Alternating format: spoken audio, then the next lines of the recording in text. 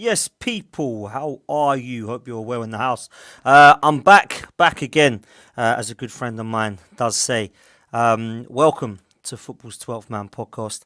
I'm your host, Dan Potts, and it's just me today. A bit of an update for you. I'm not going to be on here long, just want to do a little bit of an update over the weekend because, as you can see from my wind-chapped face and suntan, I've been at the British Grand Prix at Silverstone over the weekend.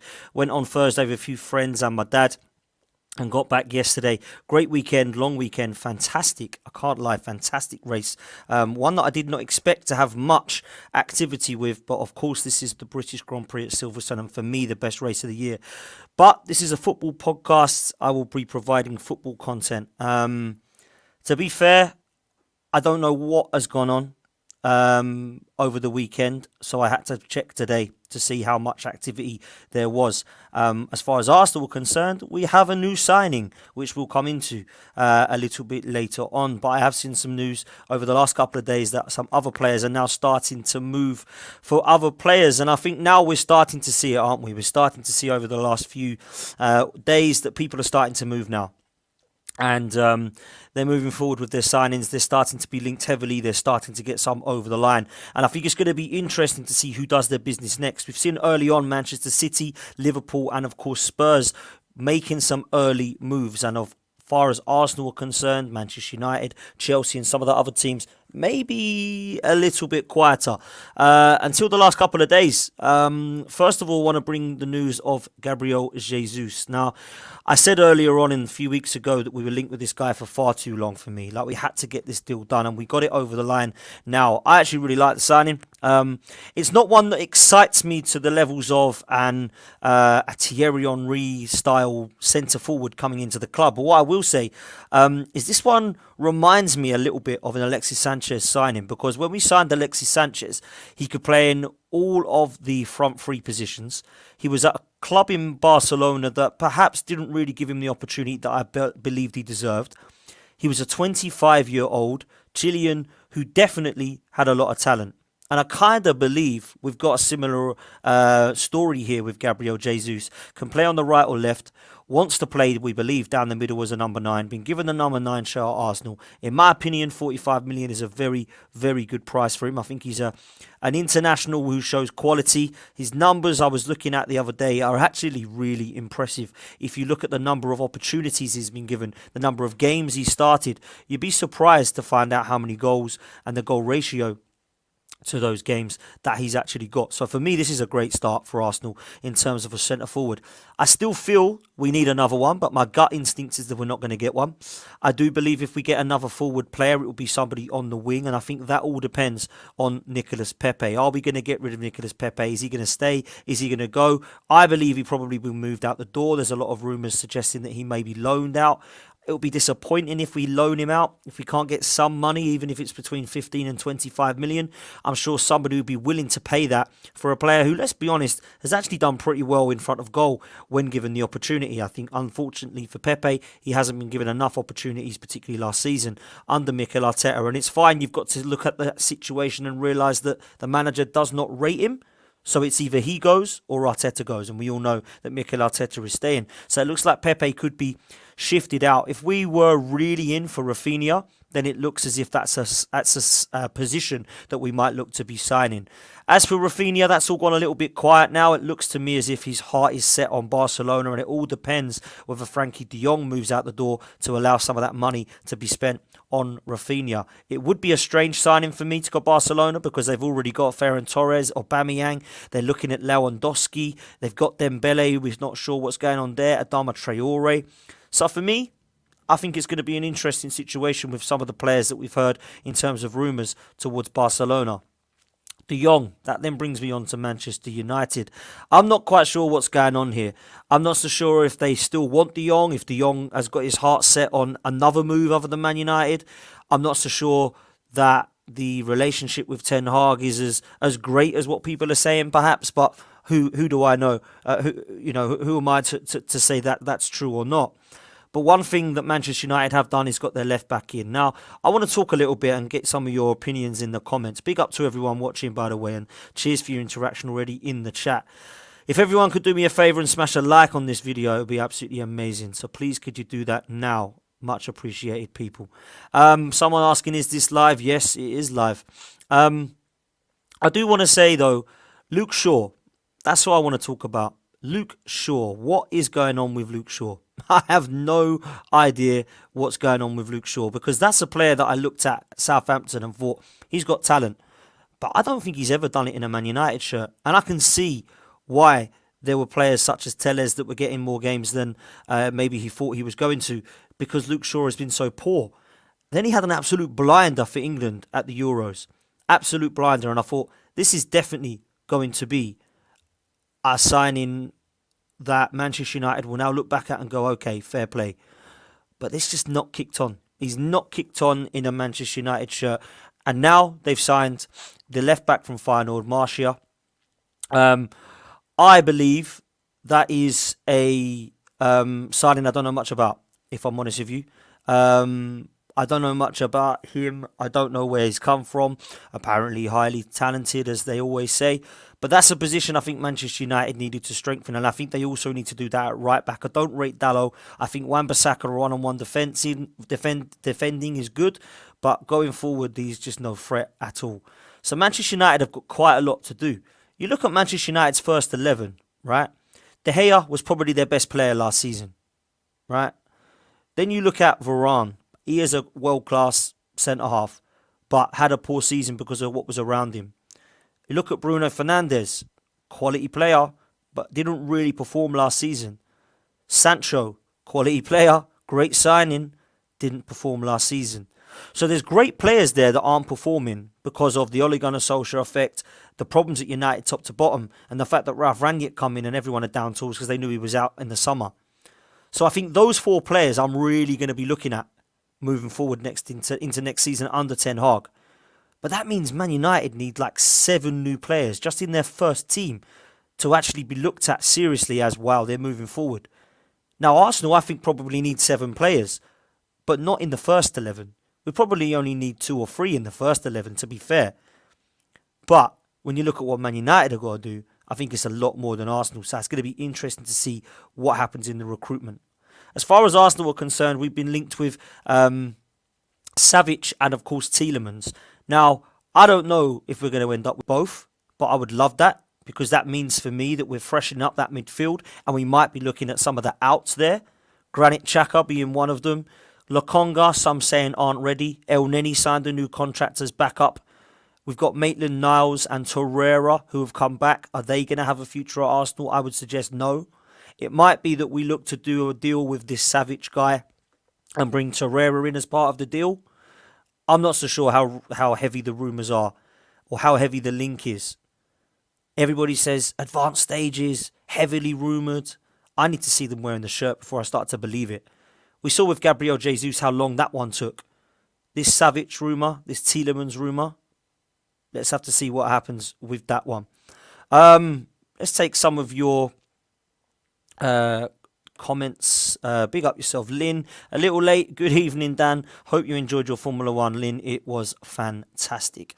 Sid has said, big up, Dan. Why did you miss London's Club Carnage? Unfortunately, today is my niece's birthday.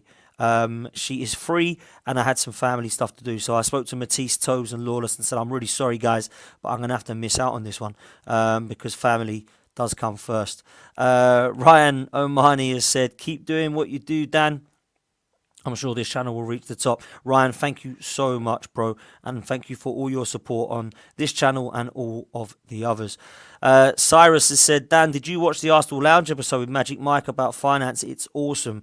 I didn't. I was asked to go on it, but I had commitments. But I know that Mo and Magic Mike had a discussion about whether the Cronkies whether the Cronkies have spent money or not. And it must go over there and take a look at that because apparently everyone is talking about it.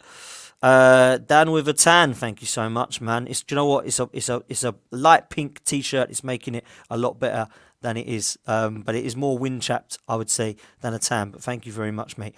Lena's asked a question. Let's bring this one in. Dan, do you think that Savic could be trying to do in case there is off-the-field problems? No idea.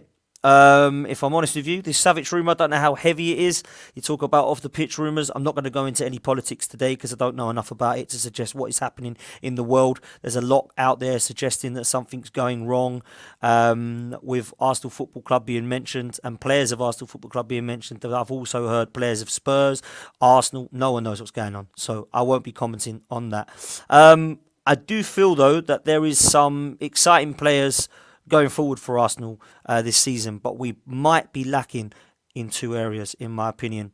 How are you feeling about the Brazilians? KG says, listen, I'm really excited about Jesus and Martinelli and Gabriel because we have, as people are saying, three Gabriels. I'm excited by that. I think that's good news for Arsenal because I think all three players are good quality. But I'm not overexcited by the Jesus signing because, of course, he has to do the business in an Arsenal shirt. And there has been times where he struggled to take his chances at Manchester City. But saying that, I do believe that perhaps the last couple of seasons, Pep's maybe rotated a bit too much in terms of his front three. And listen, it's Manchester City, they can afford to do that. Whereas with Arsenal, they can't. So this one's going to be really, really interesting.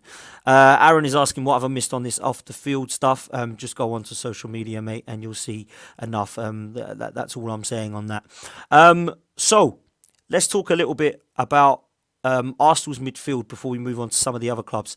Arsenal's midfield is going to be interesting for me because with Thomas Partey, Lokonga and El Neni, you've kind of got your defensive midfield. Now, with Granit Xhaka, we don't quite know what's going to happen with his future, and he's just been a player that I would like to see moved out now. I think the Granit Xhaka saga needs to be moved on. Like, it really, really does. So when I look at it, I feel like we need that number 8 position covered. And Savic or Tielemans are probably going to be complementary to that. That means Granit Xhaka probably does not have a future at Arsenal because I don't think he wants to play in the squad. I think he wants to play in the first team. So that one's going to be interesting. When we look at the Savic rumour, I don't know much about him. I've done what everybody else has done. We've gone and looked at YouTube and now he looks like Cesc Fabregas. We do exactly the same with every single player we're linked with. We've done it with Marquinhos. He's now the next Martinelli. We did it with Mustafi. He was going to be the next Cannavaro. We did it with Granit Xhaka. He was going to be the next Gilberto Silva. It doesn't always work that way. You need to see them in an Arsenal shirt first. So I will hold my judgment on that. When it comes to the other positions Arsenal need, I think we will see 3 more positions come maybe 4. I think depending on how many midfielders we get, we'll definitely get at least 1. I think we'll get a winger and I think we'll get a left back.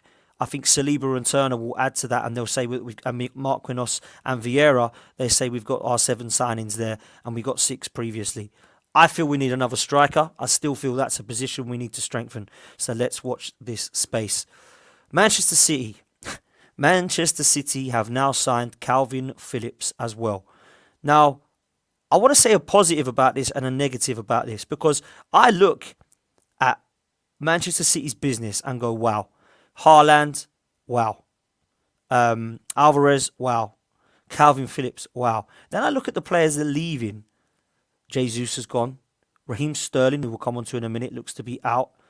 Gundogan looks to be going. Bernardo Silva, another one rumoured to go out. Mahrez, only 1 year left. I don't think they're going to get rid of all these players. Surely Manchester City are going to keep hold of some of these players.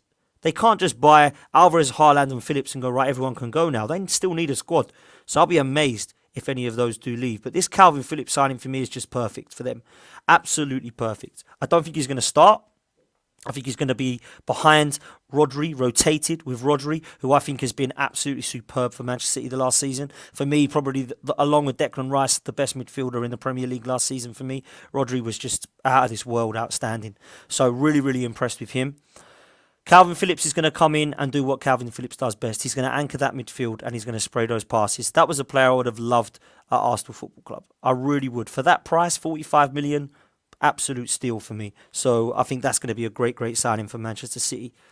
But talking about who's leaving Manchester City, it's Raheem Sterling.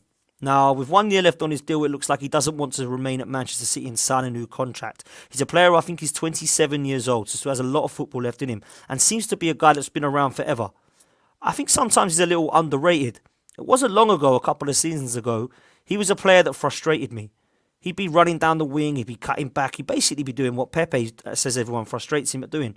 And I think he got a lot of criticism for that. But one thing I will say, I believe, personally, that we have seen a really good player in the Premier League that some people underrate. And I think that if he was to go to Chelsea, he has the opportunity to play week in, week out and do what we saw him do at Liverpool and at City when he was playing every week. So I think this would be a fantastic signing for Chelsea. He'd play every week. He'd be definitely one of the front three signings that Chelsea will probably make. Let's be honest, they're probably going to make another couple, if I'm honest with you. So I look at this right now and think Chelsea may have started to look at business seriously. That front three for me is weak. It doesn't matter whether Havertz plays. It doesn't matter whether Ziyech plays, Pulisic plays. It doesn't matter whether Werner plays. It's all okay to come up against, in my opinion. They can turn it on, of course they can. But actually, I look at it and think, I believe Chelsea need a lot of work to do. And it's not just the front three positions, because their midfield's okay. It doesn't blow you away, but it's half decent. But at the back, Thiago Silva's their best centre-half still. That's a worry for me. Because Azpilicueta's up in the air with what he's doing. Rudiger's gone. Christensen's gone. That means they have Tomori and, what's his name? Chalobah.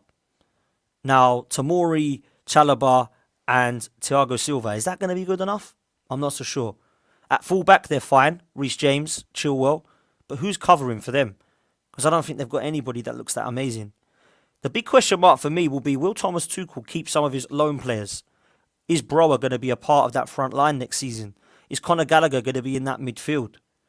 Because I do believe that if the rumours are true, Chelsea are going to spend big. So let's see what they do and who they do keep. Lastly on Chelsea, we have to talk about Cristiano Ronaldo. Manchester United have made it quite clear that Ronaldo is playing games. He's not intending pre-season. He looks to be wanting to be off. And this signing for me just seemed weird when they got him. I know, and everybody who knows Ronaldo enough to know that he wants to win. And I don't think anybody could have sat there, held their hands up and said, you know what, United have got a good enough chance of winning the title last season. Even with Varane, Sancho and Ronaldo, I never thought it would be. I always looked at Man City or Liverpool.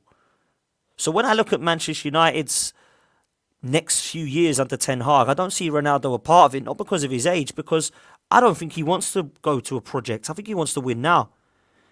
He has a better chance of winning something at Chelsea. He has a better chance of winning the Champions League with Chelsea because they're in it. He has a better chance of playing at a higher standard because of where Chelsea are at in comparison to Manchester United. So this one might just happen. For the pure fact that this guy wants to come in and make a statement. What bigger statement to make than Chelsea Football Club signing Cristiano Ronaldo? I don't know what people think in terms of the centre forward. In terms of the price tag of what that centre forward would be. But that'll be an interesting one to see what happens with Cristiano Ronaldo. Spurs. Let's talk about Spurs. I hate talking about Spurs, but listen, this is a channel where all clubs are welcome to be discussed. If you've got any Spurs chats in the comments, give me a holler. It looks like there's a lot of Arsenal in there. Do us a favour, actually. In the chat, write who you support and where you are currently living. Whereabouts are you? That'd be great for people to know, because it's always good for me to understand who's listening, who's tuning in.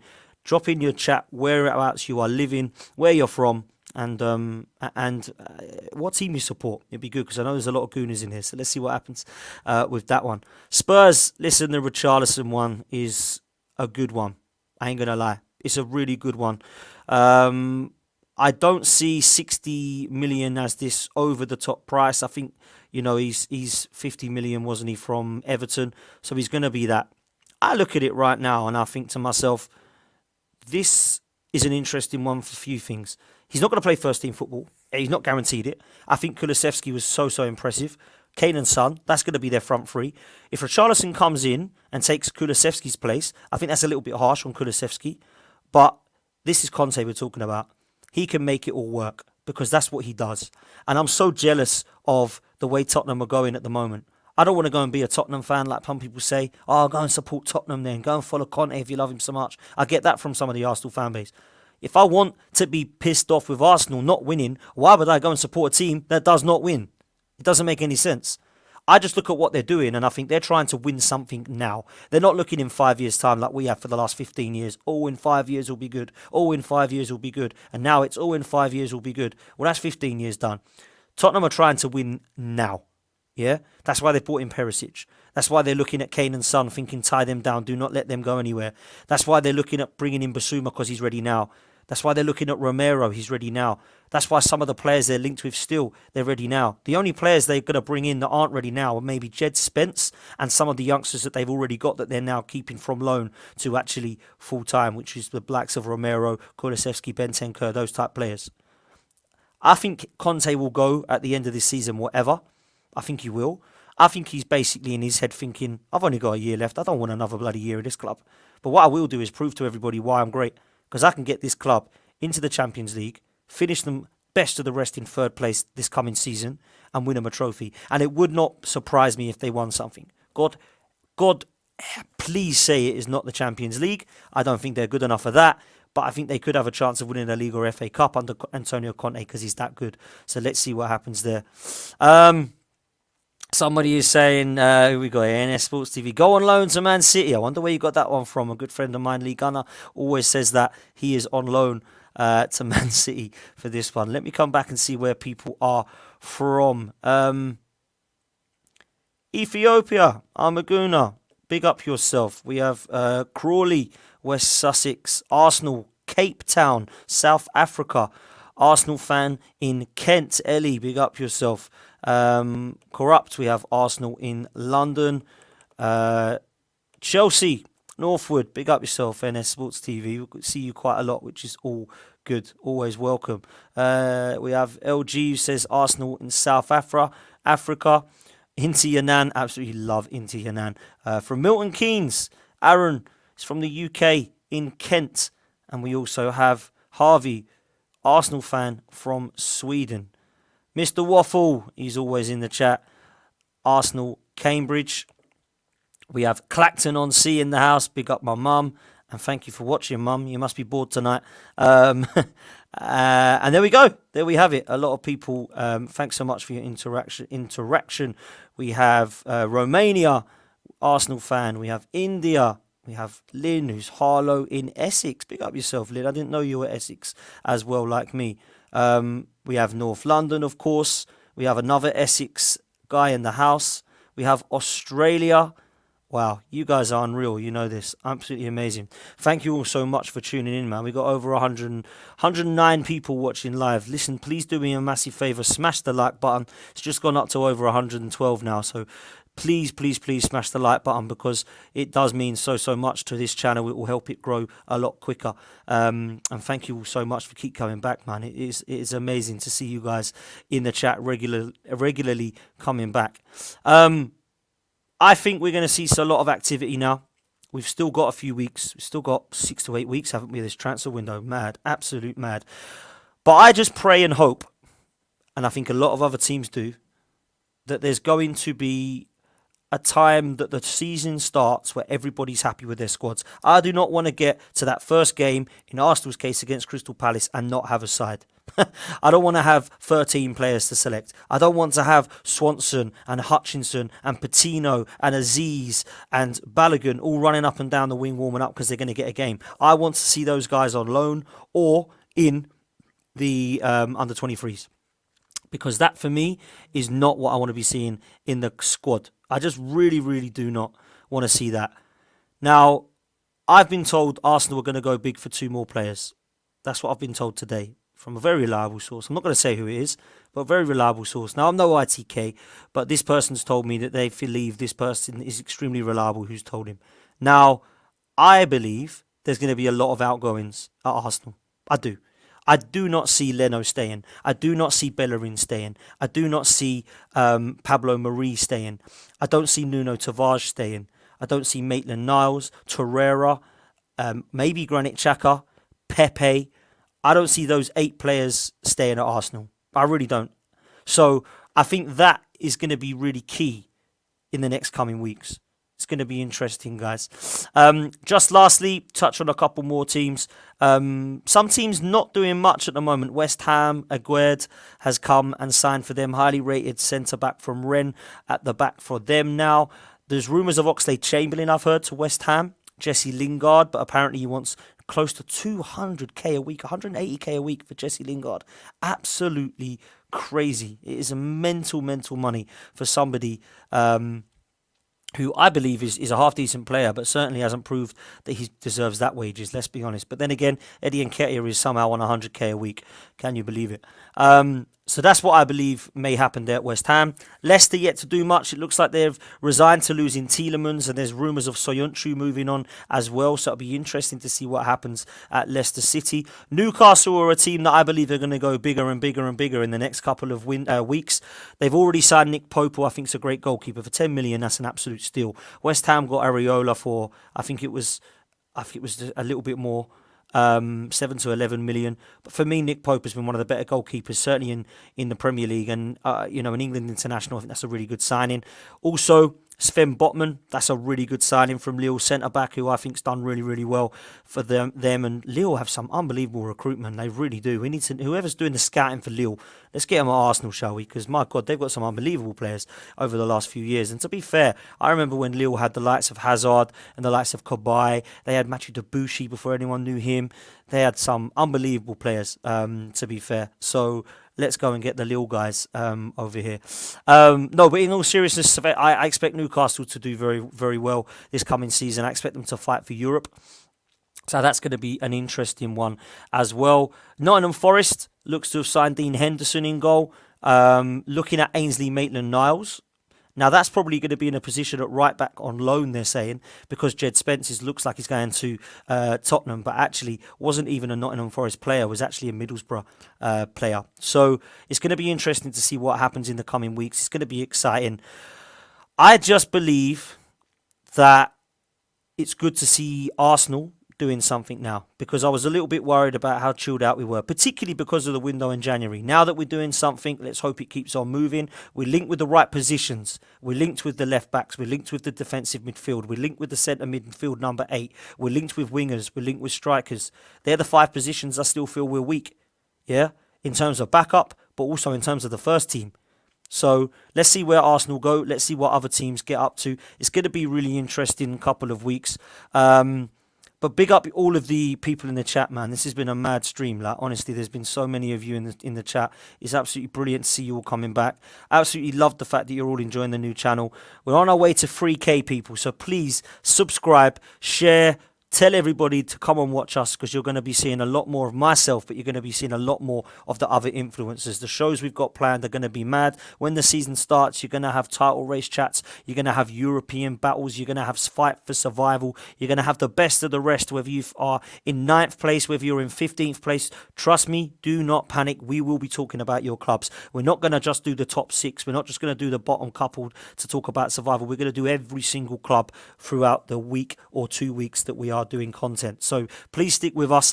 Please smash a like on this video. Please subscribe if you haven't done so already, because it does mean the absolute world to me, man. So thank you all so much for supporting the channel, and keep coming back. I'm going to try and get on here as regularly as I can now. I've had my few days off at the British Silverstone Grand Prix, so now I'm back. We're going to be doing a lot more content for you. So guys, big up yourself. Smash a like on the way out. Subscribe to the channel if you haven't done so already. And if you're going to join myself and Lee Judges tomorrow evening at 10 p.m, we will be doing a stream on Lee Judges TV. So if you haven't done so already, get yourself over there, like and subscribe to the video so you know when we're on.